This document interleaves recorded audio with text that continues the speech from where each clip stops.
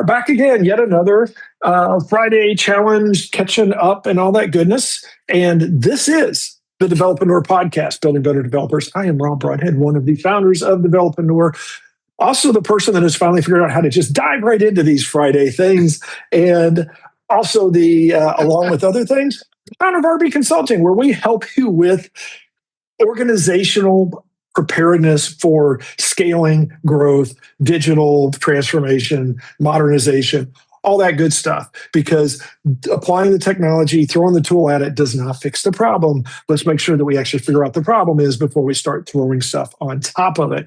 Good thing and bad thing. Good thing is that I got into a bit of a rhythm today. I'm not going to, bad thing is I probably won't be able to keep it.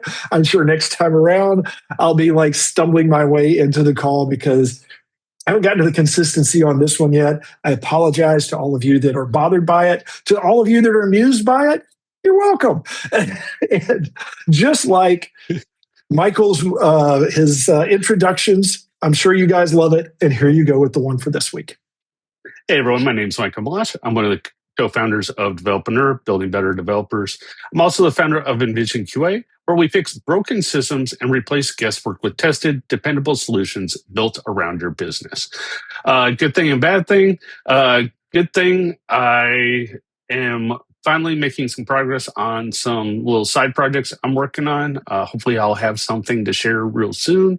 Bad thing is I have been stuck with some rabbit holes lately because of our previous discussion with the kickoff. But I digress. Let's get into this challenge for the week. So this week we talked to Daria Rydnik, and this is really good timing for where we're at, because one of the things she talked about was essentially the move from hero to facilitator. And this is something that is one, we're going to actually, there's a book written. I actually got asked to do the forward. I was very proud of that. And we're going to have the author on the show here in a couple episodes from now, depending on how that all lands, and talk about it. Because it really is, I think this whole idea of the hero in technology is something that is blowing up in the world of AI, because AI is moving too fast for the heroes to keep jumping in and doing what they do. So instead of, everything blows up and Michael works through the weekend to make it fixed, we have to figure out how to tell the AI Michael or the agent or whatever it is how to fix those things. We need to actually fix it at the root. We can't just keep firefighting. We can't keep just slapping Band-Aids on stuff. So this is a good thing, bad thing right there, I think, is that the good news is I think AI is, for those of us that have been frustrated with this for a long time, this is AI is finally going to bring this to the core, to the head, and people are going to have to deal with it. I guess the bad thing for people like me that has actually made a career out of coming back and fixing all of that stuff, it might actually get fixed, but maybe that'll work time for where be perfect time for me to retire and be okay, the world is happy. I'm not convinced that's going to happen. Don't worry. I think I will still have work for a long time to come. But Daria really hit on the human side of this. And that's really that's where her focus is. She's in leadership and things like that. But I think she did a great job of tying that into where some of the deficits are going to be as we're moving into AI, is that there still needs to be, we have to have leaders. We have to be able to train leaders. We have to have people, be able to go through and have their humanity and not just have a bunch of robots that they're dealing with, because eventually you have to deal with humans, and humans are not going to be as easy as robots. So thoughts on our conversation with Daria? Yeah, she brought up some interesting points, where we've seen in the past, some leaders protect their teams, they silo their teams, and they act as the buffer. We can't have that anymore. AI is moving things too fast for that. So instead of being the protector, they need to be the facilitator, and they need to figure out how to get their teams essentially upgraded to working better with AI, to figuring out how to work with the business and solving these problems faster. One of the biggest takeaways, I think, is we need to start training people to be more critical thinkers, not just problem solvers. They need to think through the problem um, critically, not just say, oh, here's an error, throw the error log into AI. Okay, here's the result. Okay, fixed it. We need to start thinking upstream. We need to start thinking what is the root cause of these problems, not just fix the problems as they pop up continuously. I think we're going to see leaders have to be, like you said, the humanity of it. They need to be able to foster these better teams. It's actually interesting because I think we're going to get back into kind of a paired programming approach. But the paired programming is going to be the developer and AI. How are they going to work together? And then how are you going to cross AI with other AI team members, essentially? Because one person's over here doing one thing, another person's over here doing another thing. But that AI memory is not shared between the two. So you're going to have those weird, not hallucinations, but where AI, because of how it was worked over here, gives you different solutions than over here. And that is where I think not so much the prompting. We're like you said before, we're kind of past that prompting, but we're going to need to work with our teams on those communication skills, not just with each other, but also how we communicate with the AI and how we take those solutions from AI and work them back into our team, work it into our software. But that was my initial takeaway from it. It's like we've seen different team dynamics. We've seen the teams where they're protected, they're siloed. We've seen the teams where the management really doesn't tell them anything. It's like, here's the code, here's the problem, go figure it out, work, basically give and forget. And then you have other teams that have the micromanagers that stand over you and it's like, where's it at? Where's it at? Where's it at? And I think we're just going to see a huge shift where what we currently see today, we're going to have a migration into a more cohesive management style, or at least team style, in this age of AI. I guess, as they say, what is that, from your lips to God's ears or something like that? It'd be lovely to see that. I think it does. You highlighted several dynamics that I think are going to change, and they are definitely going to be impacted by this. I love the idea of pair programming. I don't know if we've talked about that much anywhere on the podcast, but I've heard that a couple of cases, and it is very interesting because it's pair, but it's a human and an AI coding tool or agent. The interesting thing is, in prior pair programming, one of the things you would do is you would take a junior and somebody more advanced, and that would help. So the more advanced person would help the junior up. This was a little different because one of the human pair may be junior themselves. So now they've got to be somehow brought up and trained up. The dynamics of the teams, as far as interesting one, is you were mentioning micromanaging. You can't micromanage. I guess you could. You really can't micromanage AI. You could say, well, go do this, and it'll be like, okay, but you're not going to see what it's doing. If you really want to micromanage, you're actually going to slow yourself down. You're going to end up, which is probably a good cure for micromanagement because it's almost always slowed people down anyways. But now you're going to see better if you keep telling AI, I need you to do this, go do that, do this thing, do that thing. It's going to be a point where it's going to be like, no, I'm not going to do that because it's going to start kicking you in the shins. Because it's going to keep trying to do that, and you're going to realize that you're in such a back and forth way that you're not actually moving towards the end goal. And maybe you don't realize that, but at some point I think that will be realized. Another one is that I think this is going to really change the whole expectations are going to be reset. They have to be, because now what is a demo? What really, the thing we've always warned about is when you do an MVP, well, not MVP, but really a demo or a proof of concept, and you do it too well, then people are like, okay, well, let's ship it. It's like, no. Well, now people are like, ship it, and they're doing it themselves and shipping it, and it breaks. And so Yeah, it's we've got to find the adults in the room basically in these situations to be able to say, and it's going to suck when you're like sitting there with your CEO and he says, "This looks great," and you're like, "Yeah, but it is a complete house of cards, and it is going to fall apart 5 minutes after we push this into production," and then you basically have to sell the CEO or the founder or whoever it is, your boss, no, we're not going to do that, and you're going to be the naysayer at some point. But the good news is it probably will break. I mean, it's like, let's face it, we know that if you shove your software through, you're going to miss stuff. There's going to be gaps, there's going to be holes, there's going to be problems with it, and that stuff's going to show up. And so you're going to look like a genius, even though you're just somebody that you just have experience. There's nothing bonus about that. You just been through it before. Um, that was I think that besides the leadership part, I think the team dynamics is really going to be interesting to see moving forward. Daria talked about this a little bit about the it is when she talked about leaders and heroes versus the staff, and then people holding on to stuff too much, or they're doing it too much because they want to do it or they like to do it or they're the best at doing it, as opposed to scaling out.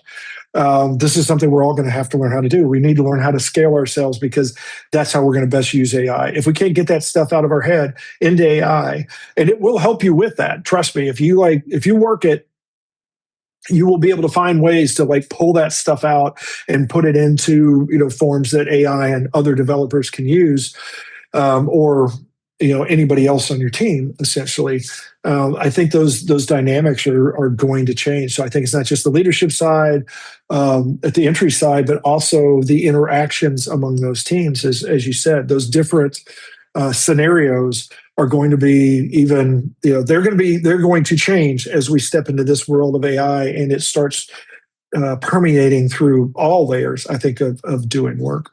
Other thoughts? Yeah, the other thing we kind of touched on with our conversation with her was we, it naturally evolved into the discussion of remote teams and global collaboration. We've gone through the whole global pandemic, everyone working from home, to return to the office. But I almost see AI breaking that again, because you don't need to have someone physically in an office when you can open up a computer, start talking to AI, and start building software, jump on a Zoom call. I think physically coming into an office is going to become more of a detrimental to your workflow than just having remote workers. But what that also means is we got to get back into the cross-cultural teams. We need to start understanding different cultures, because you're not going to find the same people. You might in the same town, but you're probably not going to find the best talent for what you want where you're at. You may have to go to 5 or 6 different countries. You may have to go. It all depends on your field, the technology, what you're building, and the information. But we talked about all that with her. And again, you're going to need leaders to be able to handle that type of management, that type of collaboration. And I think that's the problem we're still seeing with this whole mindset of return to office, because we're not training our managers to be facilitators. We're training our managers still to be, the only way I know they're working is I'm physically watching them work. That's mute. We don't need that anymore. There's enough software and tools out there to know if things are getting done. You're going to know if things are getting done, because if you assign a task that should take a couple of days and it's taking weeks, well, okay, something's wrong there. AI is just going to really speed up the work, what we get out of people, good and bad, because, garbage in, garbage out. But the other thing that I think AI is going to transform, and we really didn't talk about this too much with her, but we did. I think Daria kind of alluded to it, but where I think AI is going to help with our discussions and our human side of things is we can get our KPIs from AI immediately. We can start asking AI at the end of the day, how was my use of the tool today? How did we do with solving this problem? Where can I get better? We could almost self improve on a daily, hourly, and by minute basis using AI. after we have worked with it enough that we can build that memory with it to get kind of that instant feedback. So really, the managers just need to make sure that people are talking together, communicating, understanding. But really, people need to start self-managing themselves a little bit more, and they can do that with AI. I love that, and I think I'm going to use that to segue into a challenge for this week, because it is something that, and we've talked about that before about how you can leverage it. But I think that I want the challenge for this week is sit down with AI and just ask it, how can I become a better leader? And now it may know nothing about you. It may know a lot about you, but have it give you like let's say a 21-day plan or a 30-day plan if you want to be like, extra. Have it give you a 21-day plan to become a better leader and give it whatever parameters, maybe like I want to spend 10 minutes a day, 15 minutes a day. I only want to do weekday work, whatever it is. Put some parameters around it and ask it, how do I become a better leader? And see what it can do. And you can, like I said, you can play around with it a little bit to do the discussion. So it may be like, if it says take a trip to Tokyo and explore this thing, it's like, okay, that's off the, unless you live in Tokyo, you're going to be like, no, I'm not going to go all the way to Tokyo for that. You can adjust that accordingly. But I think I think it's a good start. One, because it's going to probably point you to some information and things like that you can start doing some research on. And even like 10, 15 minutes a day, as we've talked about, you can make a lot of progress in over a period of weeks. The other thing is going to it's going to get some of that context as you have that conversation. It's going to get some of that context into your AI that you're working with. Definitely do this, like get your paid version, spend your 20 or $25, go, use your chat bot or whatever the heck it is, Grok, Gemini, chat, you name it. Just pick one, do it there. So it's starting to build the context. And then it's also going to help you work with AI in itself and how you lead it, train it, use it in a pair programming kind of sense. I think it's a really fun one. Even if you're advanced in your use of AI, I think this is one of those things. There's always places you can improve. It's something that, as I was thinking about, it's like I think I may want to do this just because I get it to be a fun one. But I've got like AI is already slapping my wrist and say, no, you already have too many projects, too many things you're doing.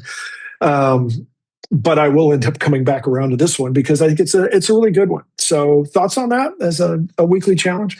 Yeah, the only thing I'll tack on to that challenge is save the conversation you have.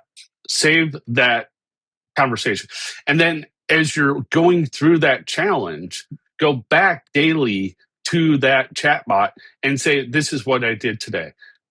Did I do enough? Work with the conversation to see how that challenge grows and work with AI to build that memory. Because it can tell you, oh, you didn't, kind of like the diet thing. It's like, oh, I'm going to cut out carbs for a month. You put that in your chatbot and then you put in your daily dietitian into it. And it's like, oh, smack on the wrist. You had this today. Work with it. It's going to help you not only build that conversation, build that memory, but it's going to give you that feedback you need to make sure that you're on task, that you're not going off on tangents, or better yet, it might give you better suggestions to improve on your challenge. I love that.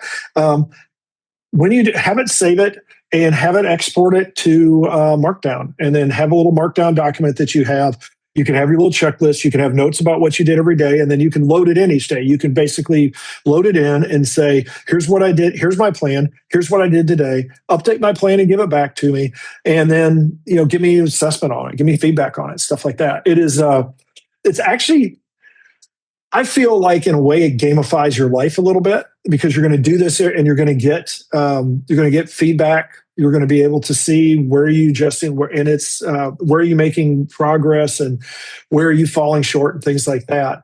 I've seen it used in a lot of different areas of life, including diets. I've seen stuff like that, and it really is a great accountability partner.